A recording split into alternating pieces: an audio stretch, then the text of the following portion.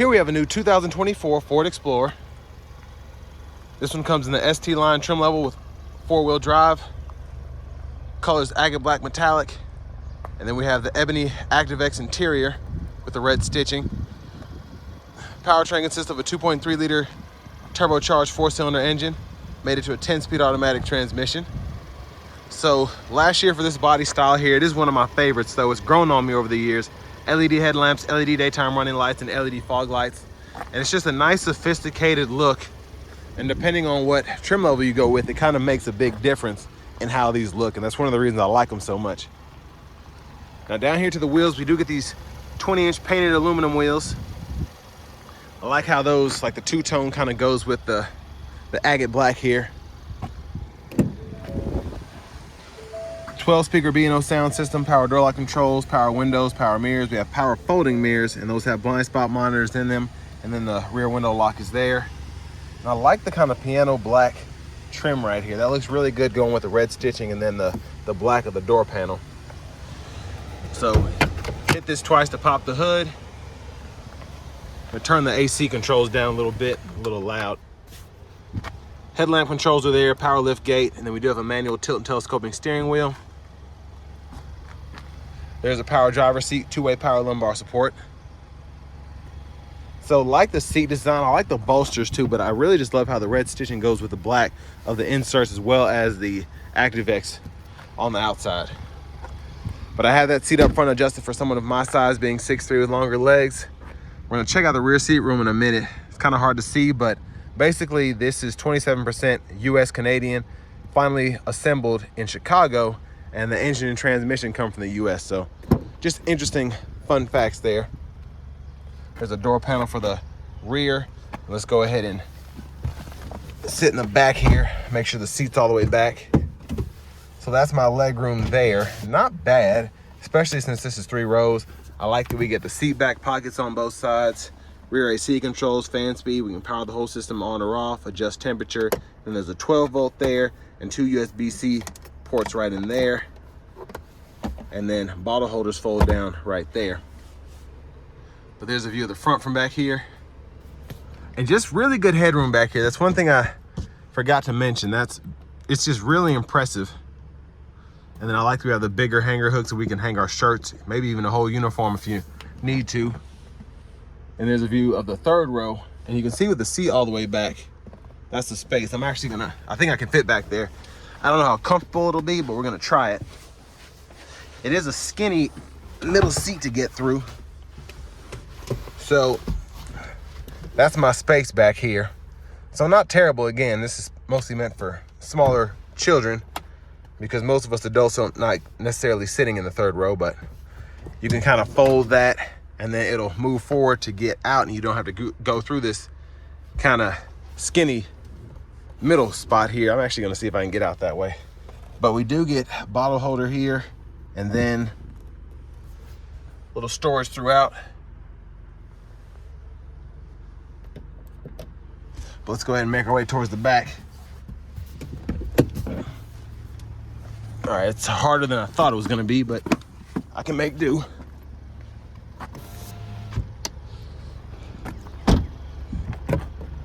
Fuel filler there. And then we do get the LED tail lamps. Nice design here. I saw the 25 in person at the New York Auto Show, but I'm curious to see it like a factory model once it's actually done and not the concepts. But a big shout out to Ford Lincoln of Franklin for allowing me to review this Explorer today. I'll leave a link below in the description.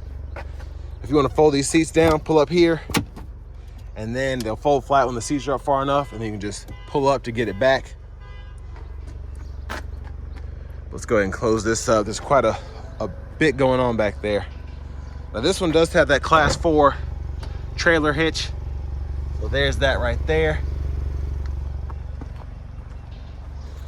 And then let's go around, see if I can see the window sticker here. So there are the options. And there's a sticker price because these windows are 10. It'll be kind of hard to show everything, but $50,075 for that sticker price. Fuel economy numbers are there. And then crash test ratings right there. So So pretty decent. I mean, I shouldn't say decent, very good, just based on a numbers standpoint. I mean, the space is good, fuel economy numbers are good, crash test ratings are good. We have a power front passenger seat, just like the driver's side, with a two-way power lumbar, so that's impressive. Lockable glove compartment here, decent size. But coming back around to the front here, we're just gonna pull the hood up. Since we hit the latch twice, I don't have to find an actual latch in here. But there's that 2.3 EcoBoost 4-cylinder. Let's go ahead and hop in the driver's seat.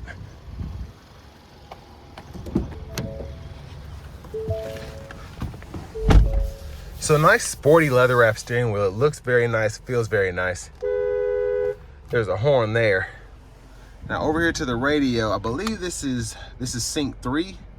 So we get AM, FM, XM, Bluetooth, navigation system here. And then we still get Apple CarPlay, Android Auto wired. And then all of our settings are in here. So driver assistance, we can set that up. But you can go to your general settings and change your language and units of measurement if you want to. So it's a more simple setup because you still have your HVAC controls with buttons and knobs, but I do like the 4A just a bit better because I think it's neat. But for those of you that like having their buttons and knobs, you might as well get the 24, because the 25, I think that has the big screen where all your HVAC controls are probably going to be in the actual screen there when it's all right here. But anyways, dual zone automatic climate controls, 3-stage heated front seats, heated steering wheel toggle is there. Set your temperature, fan speed, and then power. Hit this menu button and you can decide the fan direction there. And then down here, USB-A, USB-C charge port, 12 volt, a little storage in here. Hazards are right there. I like that it's right there in the middle.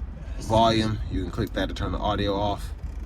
And you do have ambient lighting as well, so you can adjust that if you want to. Bottle holders, and for the shifter, park, reverse, neutral drive, and then you have the limiter there. You can turn that on or off. And then you have your electronic parking brake, pull up to engage, hit the brake, press down and disengage. Automatic brake hold, auto stop toggle, and then we have our traction control toggle here and our downhill brake control there. The knob here in the middle is for the drive mode, so you can go through all of those here. Since we have a full 4-wheel drive system, you can go from slippery, normal, eco, sport, your tow haul, and then you also have your trail and your deep snow and sand there, which is pretty neat. We're gonna leave it in normal for now. Wireless charging pad there. Center console cubby space with a 12 volt. Lights are here. Sunglasses holder. And there's a view of the back seat. Kind of have a lot going on there, but it's nice to see how much you can configure this to your liking if you want to. And then here, vanity mirror. I love that we have the LEDs, the white lights here in the vanity mirror. It's a nice touch. Now back to the steering wheel. Lane keeping system can be turned on or off here. Blinkers, high beams, we can toggle those and then flash. And then we have our automatic windshield wipers. So one time off, auto, low, high. We can adjust the auto sensitivity here, and then our rear wipers are here. Push back for that rear wiper fluid, pull up for the front. And then since we do have that co-pilot, adaptive cruise, set the gap for that, lane centering, cancel, set the speed, volume controls, including a mute button, and then voice recognition, Bluetooth controls, or track list and radio station presets, depending on what setting you're in. And then this menu button you can use to go through the digital part of the gauge cluster there, and then you can use this to scroll, back button, so on and so forth. Push button start. Then here's our key fob with remote start.